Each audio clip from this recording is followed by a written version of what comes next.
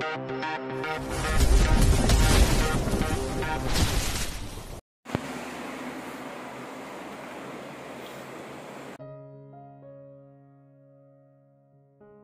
49. Terjebak pesona Presdir dingin. Sepanjang perjalanan menuju sekolah si kembar, Raihan hanya diam, tidak bersuara sama sekali.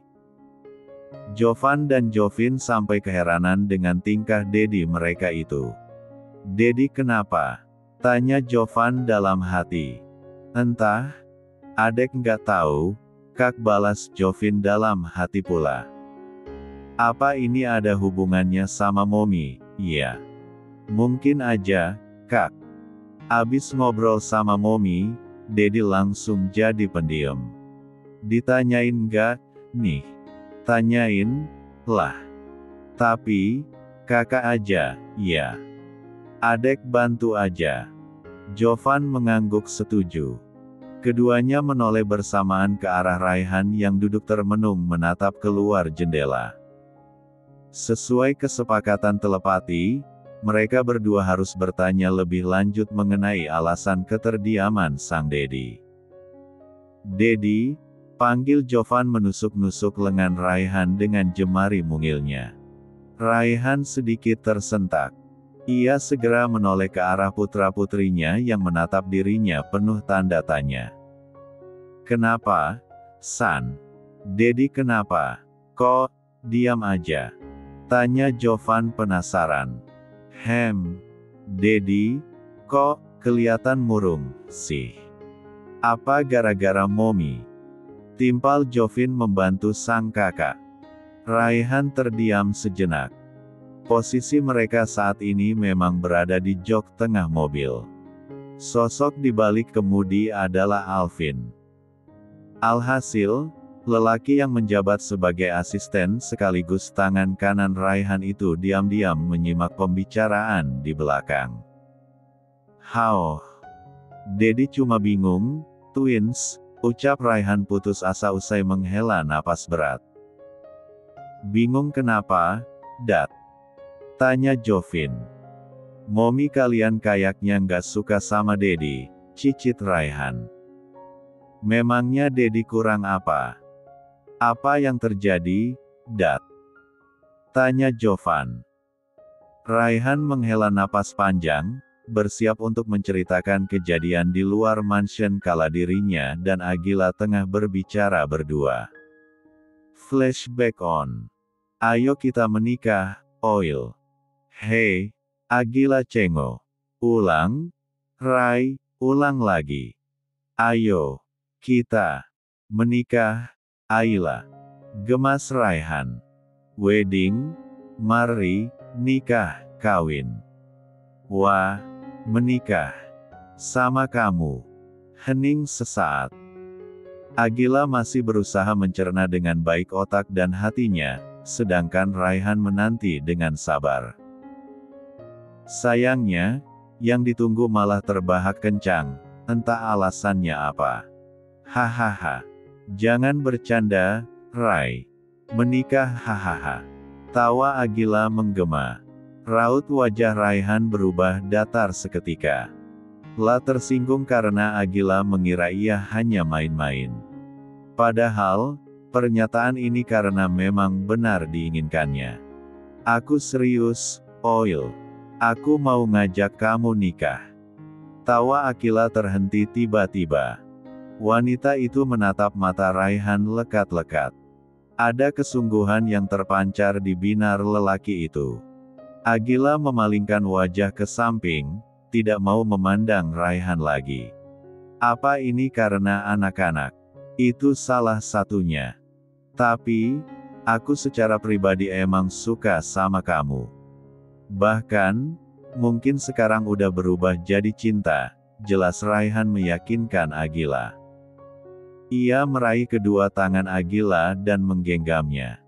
"Aku nggak akan paksa kamu buat balas perasaanku secepatnya, Oil.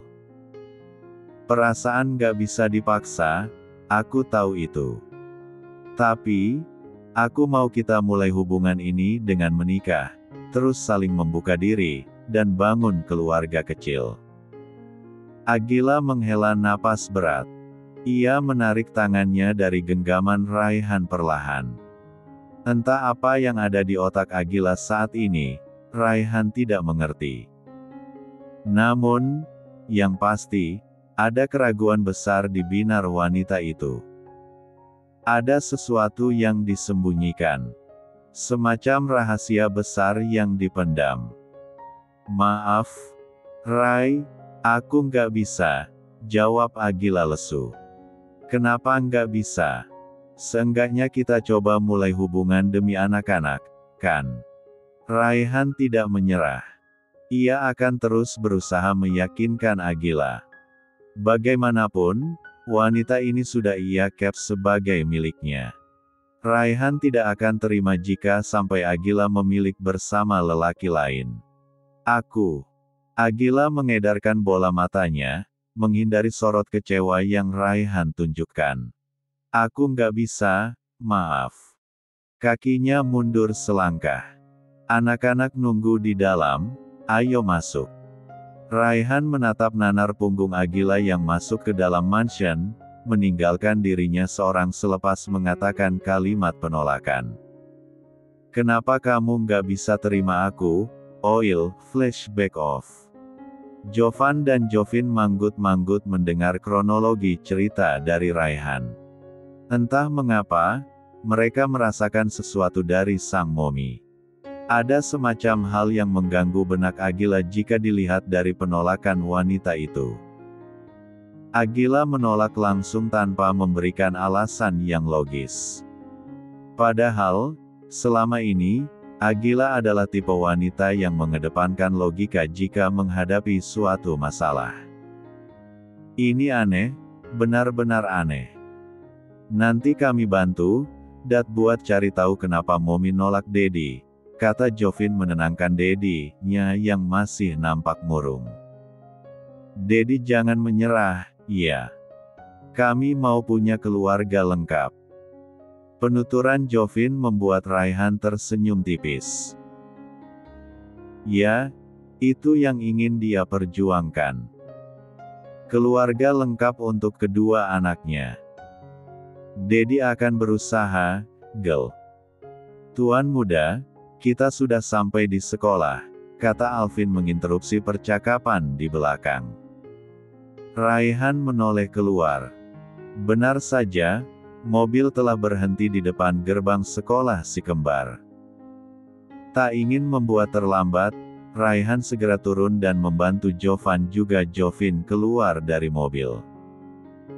Para orang tua yang mengantar anak-anaknya ke sekolah terkesima melihat sosok lelaki tampan dengan pesona hotnya tengah menggandeng dua anak kecil. Beberapa orang yang melihat terkejut melihat paras si kembar tanpa topeng. Sangat mirip dengan sosok tuan muda dari keluarga Revalino. Itu Jovan sama Jovin, kan? Iya. Itu mereka. Jadi, wajah mereka yang asli begitu. Benar-benar mirip sama tuan muda Raihan. Jadi, berita kalau tuan muda Raihan punya anak itu beneran. Bukan bohongan. Wah, gila. Wajahnya kayak pinang dibelah dua. Yap, si kembar tidak memakai topeng mereka lagi. Akila mengizinkan mereka melepas penyamaran dengan syarat selalu membawa ponsel kemana-mana. Seandainya ada bahaya atau sesuatu yang mencurigakan, Agila menyuruh si kembar untuk langsung menghubungi pihak keluarga. Untuk berjaga-jaga, Robert memerintahkan 3 anggota The Revils untuk menjaga kedua cucunya kemanapun perginya. Hanya saja, mereka mengawal dari jarak jauh, semacam bodyguard bayangan. Sudah sampai, Dedi, seru Jovin senang ketika mereka bertiga tiba di depan kelas si kembar. Ini kelas kami. Raihan berjongkok dan mengusap kepala anak-anaknya. Belajar yang benar, oke. Pulang nanti, Grandma sama Grandpa yang jemput, nggak apa-apa, kan? Nggak apa-apa dong. Siapa aja yang jemput, kami seneng, kok, Dat, sahut Jovan dengan senyum manisnya. Raihan turut tersenyum gemas. Ia mengecup puncak kepala Jovan dan Jovin sebelum pergi dari sana. Hati-hati di jalan, Dedi. Jangan nginjek semut, ya. Teriak Jovin dengan tangan melambai-lambai. Alvin. Saya, Tuan. Kamu mendengar ceritaku di mobil, kan? Tanya Raihan memutar kursi kebesarannya menghadap ke arah sang asisten yang berdiri di belakangnya. Saat ini, mereka sudah tiba di RH Group, di ruang presidir milik Raihan. Maaf sudah lancang mendengarkan. Raihan mengibaskan tangannya. Aku membutuhkanmu sebagai sahabat sekarang, bukan asisten. Menghela napas sejenak. Apa menurutmu alasan Agila menolakku? Bekerja bersama bertahun-tahun lamanya membuat hubungan mereka lebih dari atasan dan bawahan. Bagi Raihan, Alvin bagaikan sahabat sekaligus saudara laki-lakinya. Alvin selalu ada di setiap kehidupannya, entah itu suka maupun duka. Alvin adalah definisi orang setia di dalam hidup Raihan. Bagi Alvin sendiri, Raihan merupakan penyelamatnya. Dahulu, dirinya hanyalah anak yatim piatu yang terbuang di jalanan. Namun, Raihan kecil membantunya dan membiayai pendidikannya. Karena itu, Alvin berjanji untuk mengabdikan diri kepada penyelamatnya ini. Saya kurang tahu, Tuan. Saya tidak pernah berdekatan dengan wanita dan tidak bisa memahami perasaan mereka, jawab Alvin jujur. Raihan mendengkus. Aku lupa kalau kamu tidak pernah berpacaran, Al.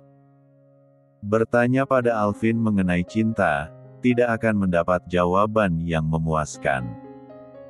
Lelaki itu sama seperti Raihan, jomblo keren sejak lahir.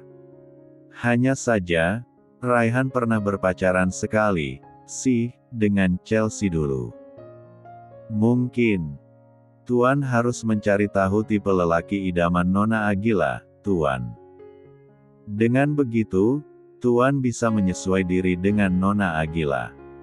Anda bisa menghindari apa yang dibenci oleh Nona Agila, dan memberikan sesuatu yang Nona Agila suka, tutur Alvin memberi saran.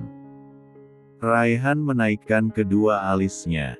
Itu saran yang bagus. Ia sama sekali tidak tahu apa yang wanita itu suka dan hanya bermodalkan nekat untuk melamarnya. Jadi, aku harus mendekatinya pelan-pelan, Al. Tanya Raihan memastikan pemikirannya. Alvin mengangguk. Benar, Tuan. Anda dekati Nona Agila terlebih dahulu. Lakukan sesuatu yang Nona Agila suka sampai Nona Agila tertarik pada Anda, seperti yang Anda rasakan dahulu. Raihan tersenyum cerah. Ini ide terbaik untuk menaklukkan Agila. Baiklah, aku akan mendekatinya perlahan-lahan. Bersiap-siaplah, Agila. Akan kutunjukkan pesona seorang Raihan yang sebenarnya padamu.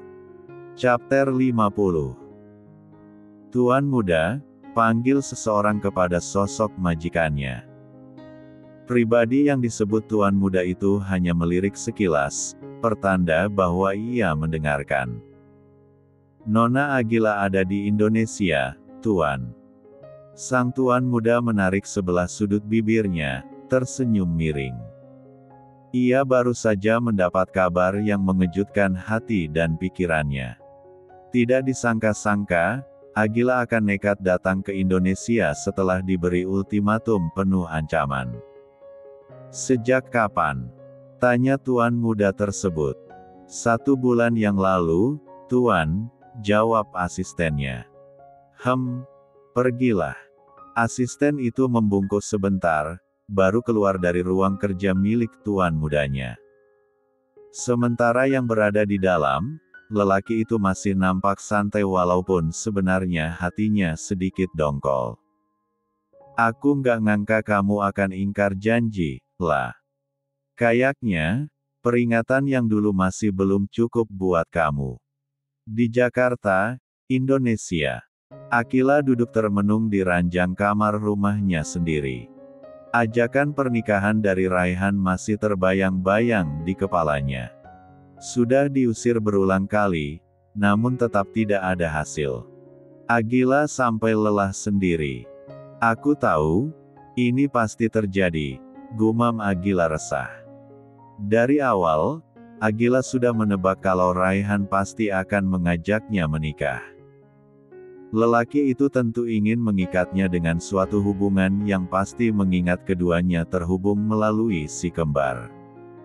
Namun, sebisa mungkin Agila harus menolak.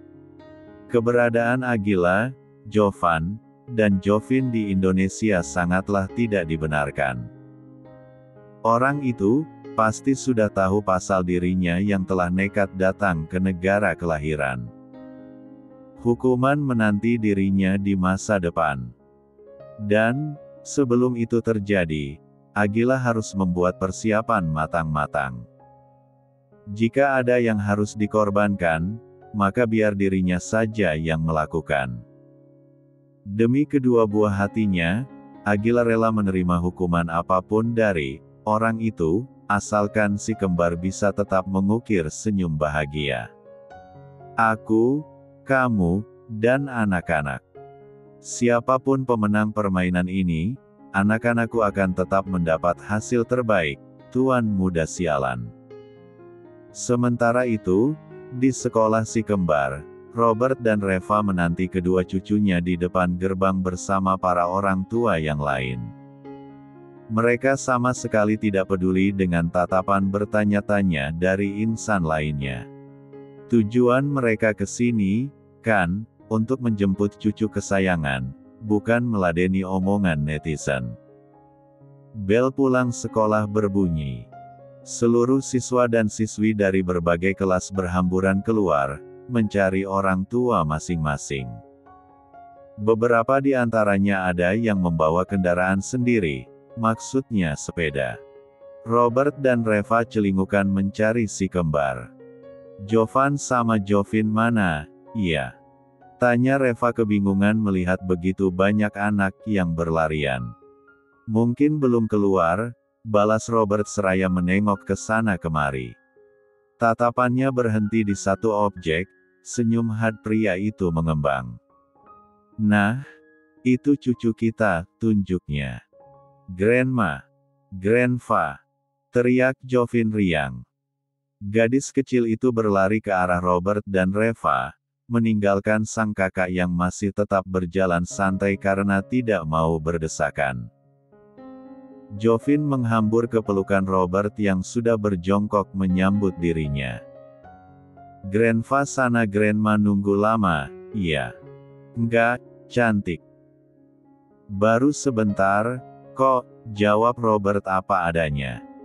Ia gemas sekali dengan cucu perempuannya ini. Jovan tiba dengan senyum lebarnya. Ia mengucap salam dan mencium kedua tangan Grandpa dan Grandma-nya dengan hikmat. Jovin yang sadar ikut mengucap salam, lanjut menyalami Robert dan Reva dengan senyum malu-malu. Bisa-bisanya dia lupa untuk melakukan itu. Mommy nggak ada, Grandma? Tanya Jovan menengok sekitar. Agila tidak terlihat radar. Enggak, sayang. Grandma, kan, udah bilang ke Mommy kalian kalau hari ini Grandma sama Grandpa yang jemput, jelas Reva mengusap kepala Jovan. Jovan manggut-manggut saja. Dedi masih kerja, ya, Grandpa. Pulangnya jam berapa? Tanya Jovin ingin tahu. Robert tampak berpikir sejenak. Biasanya pulang jam 4 sore atau jam 6, sayang. Jovin merengut. Angan-angan makan siang bersama dengan satu keluarga utuh buyar. Padahal, Jovin sudah request pada sang Mommy untuk membuatkan menu spesial siang ini karena dirinya ingin mengajak Raihan datang ke rumah. Sayangnya, Jovin harus menelan mentah-mentah rencana apik tersebut. Assalamualaikum, Dedi, ini Jovan. Robert, Reva, dan Jovin menoleh cepat. Jovin melongo melihat Jovan langsung bertindak menelepon Raihan. Lelaki kecil itu tersenyum miring, mengejek adiknya yang mendadak lola. Momi ngajak makan siang bareng, Dat. Dedi bisa nggak? Tanya Jovan dengan senyum penuh makna. Otak cerdiknya sudah menyusun beberapa rencana untuk menciptakan keluarga lengkap secepatnya. Harus diberi peluang agar segera terlaksana bukan? Oh, Dedi bisa. Oke, langsung ke rumah Momi, iya. Kami juga mau ke sana. Dedi tahu, kan, rumahnya. Siap, Dat. Hati-hati di jalan. Assalamualaikum. Sambungan diputus. Jovan tersenyum puas memandang ponselnya yang mati. Ia beralih menyorot adiknya. Kita makan di luar, yuk, ajak Jovan. Bukannya kita makan siang bareng Momi sama Dedi? Heran Jovin. Robert dan Reva pun sama bingungnya. Ada apa dengan cucu lelaki mereka ini? Kok berubah cepat sekali?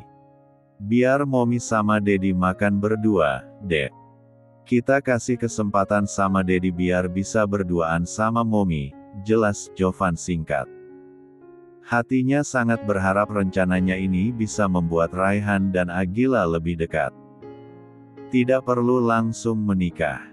Pelan-pelan saja, kedua insan itu akan saling membutuhkan dan berakhir saling suka satu sama lain. Jovin mengacungkan jari jempolnya untuk ide brilian sang kakak. Benar-benar tidak terpikirkan olehnya. Jovin ikut berdoa di dalam hati agar Raihan dan Agila segera bersatu dan mereka bisa berkumpul layaknya keluarga pada umumnya. Grandpa, Jovan boleh minta tolong? Tanya Jovan. Minta tolong apa? Robert tidak akan segan memberi bantuan. Ia juga menginginkan putranya segera melangsungkan pernikahan dengan ibu si kembar. Jika sudah begitu, tidak akan ada yang memisahkan mereka lagi. Telepon Om Alvin. Om Alvin gak boleh sampai ikut ke rumah Momi.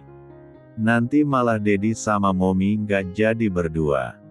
Permintaan diterima, Pangeran, goda Robert sengaja. Jovan mendengkus. Enggak Grandpa, enggak cucunya, semua sama aja. Sama-sama ngeselin. Ting tong.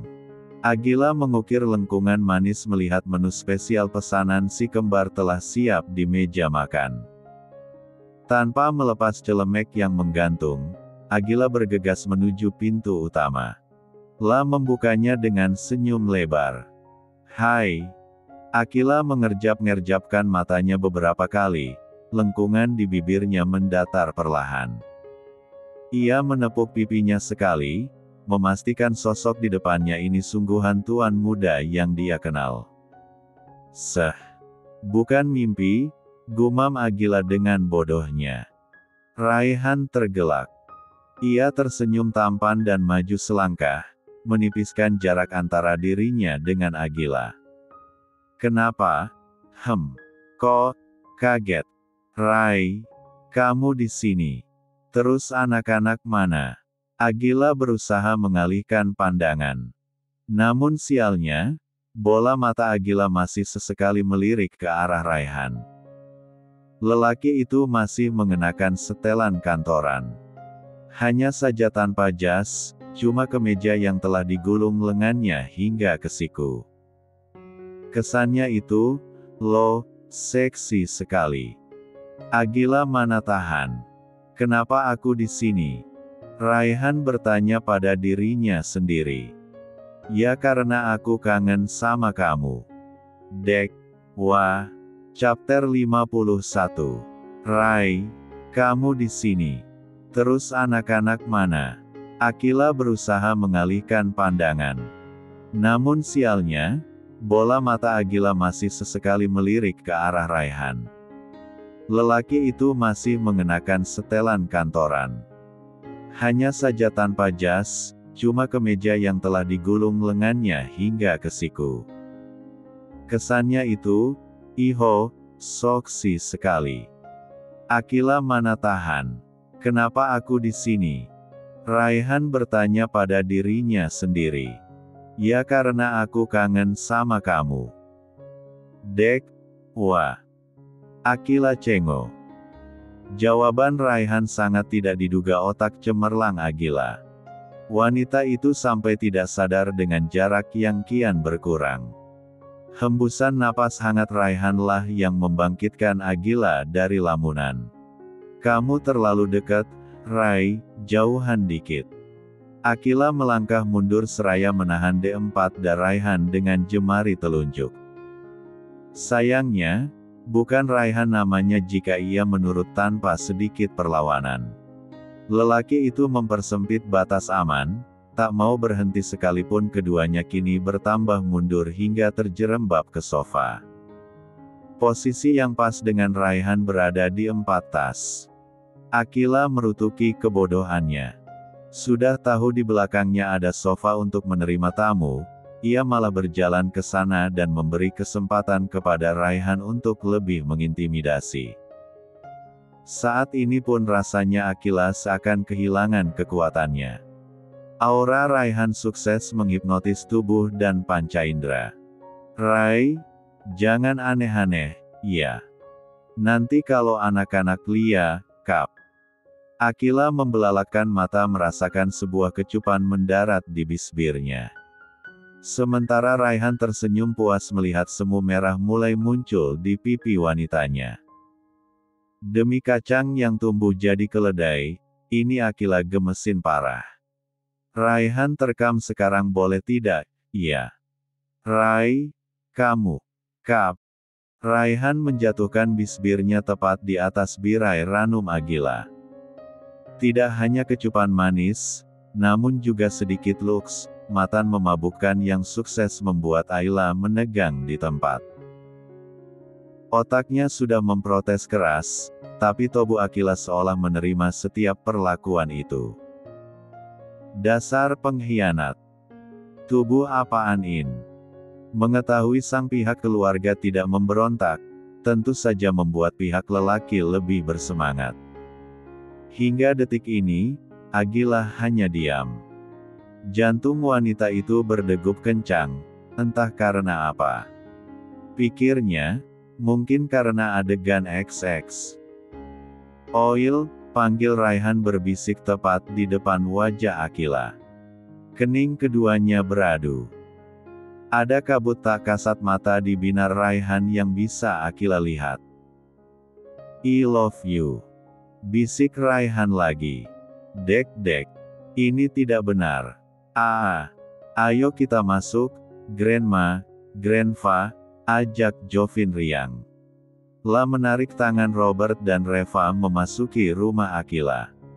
"Jovan, sih, ngikut aja," sembari memasang senyum penuh arti. Semoga Dadai bisa bertindak dengan baik. 1 jam lebih Jovan juga yang lainnya membiarkan Raihan dan Akila berdua. Entah apa yang kedua manusia berbeda gender itu lakukan di dalam, bagi Jovan asalkan bisa membuat keduanya lebih dekat, ia tidak masalah.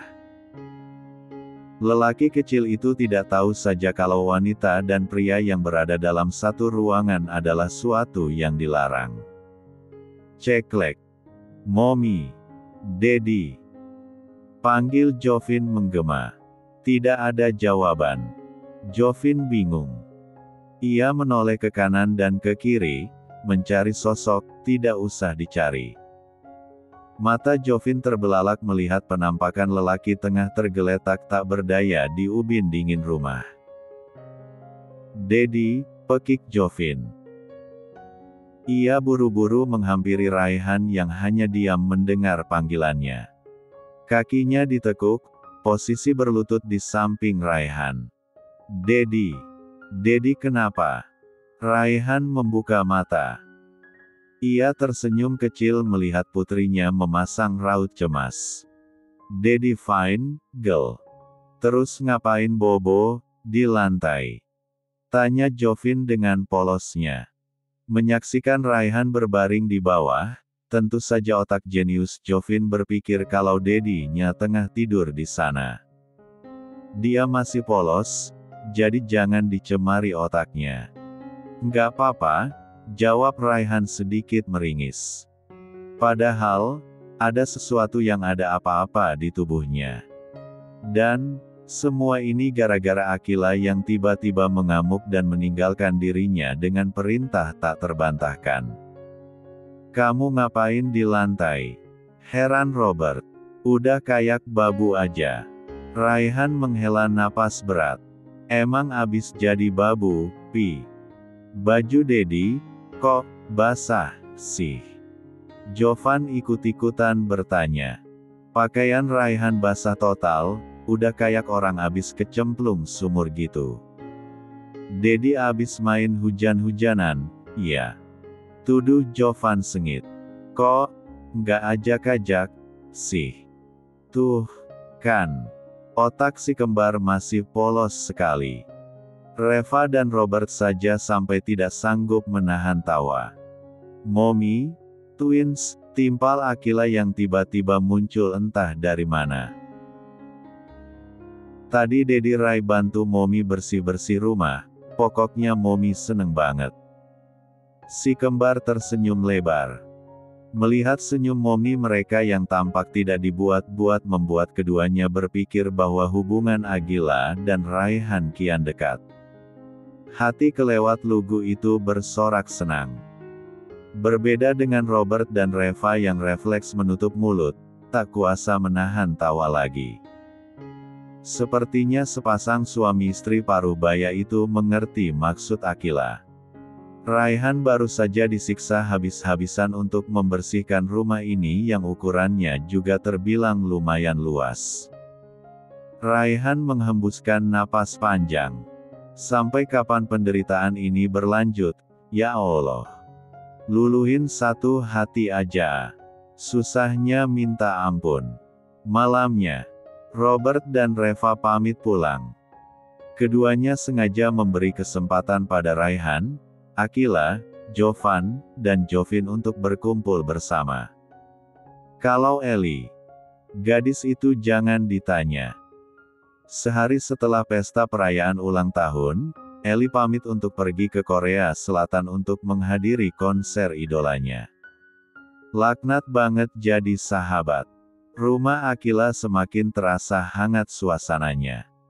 Hadirnya Raihan di tengah-tengah canda tawa mereka menambah kesan kekeluargaan yang kental.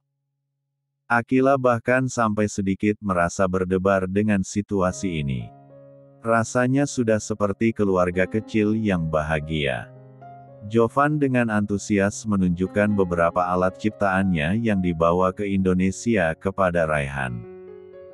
Lelaki dewasa itu sempat terkejut mengetahui putranya yang baru berusia 6 tahun dapat membangun robot canggih dengan program khusus. Sedikit di luar nalar seandainya Akila tidak menjelaskan dengan runtut. Sedangkan Jovin menceritakan soal pengalamannya mengikuti lomba bernyanyi di berbagai negara. Raihan sesekali terkekeh ketika Jovin mengisahkan momen-momen lucu mengenai dirinya atau sang kakak. Akila menatap ketiganya dengan perasaan campur aduk. Terselip kebahagiaan tersendiri di sudut hatinya. Namun, mengingat apa yang akan menanti di depan jika Akila bertindak lebih ceroboh, Akila berusaha menahan diri. Ia tidak mau masalah ini bertambah rumit. Bahkan, titik terfatalnya, akan ada pertumpahan darah jika Akila salah melangkah. Tidak, ia tidak bisa membiarkan itu terjadi. Seandainya aku egois sedikit saja, apa dia akan membenciku? Aku ingin tetap seperti ini.